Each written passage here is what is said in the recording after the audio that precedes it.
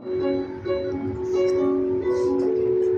yazılmış olarak Karabağ soydaşlarımızın 30 illik vətən əsərini səslənərək söyləyirəm.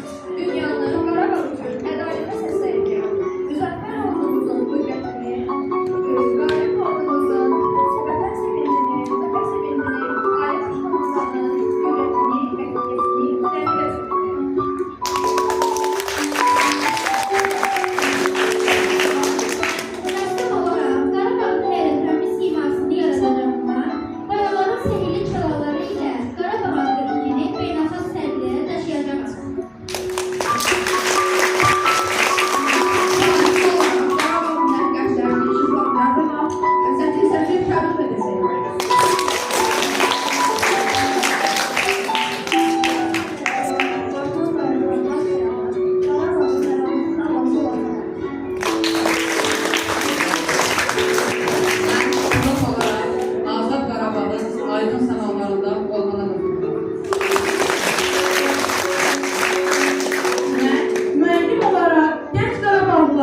Əsl vətənpərvərlər kimi bölməsində bütün bilik və bacarıqlarımı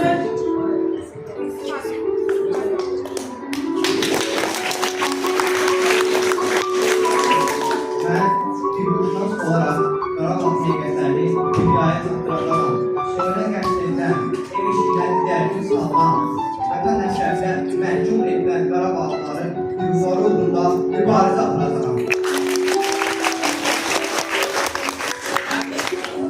Ben polis əməkdaşı olarak Qarabağda asayişin keşiyində duracağam.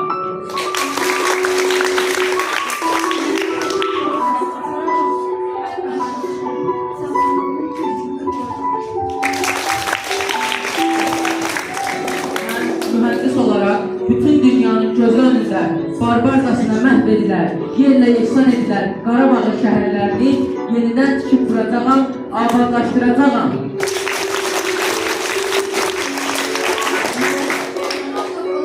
Qarabağın zəngin mədəniyyətini təmin edəcəyəm. arkeolog olarak Qarabağ yaşayış məskənlərini, əcdadlarımızın zəngin və bənzərsiz mədəni irsini şüuruna çıxaracağam.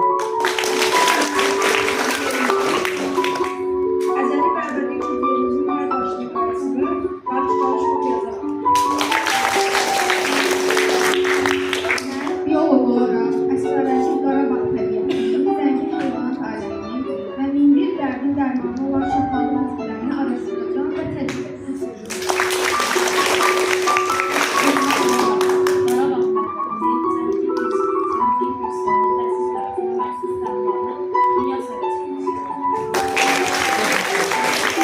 Qarabağ torpaqlarının müdafiəsində hər daim ayıq sayıb, sinəsiz